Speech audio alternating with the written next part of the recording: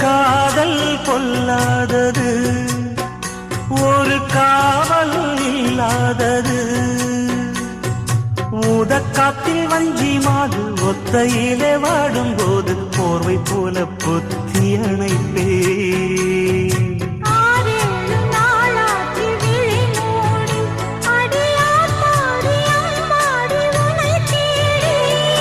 நீதானே மானே என் இளஞ்சோடி, உனை நீங்காது என்று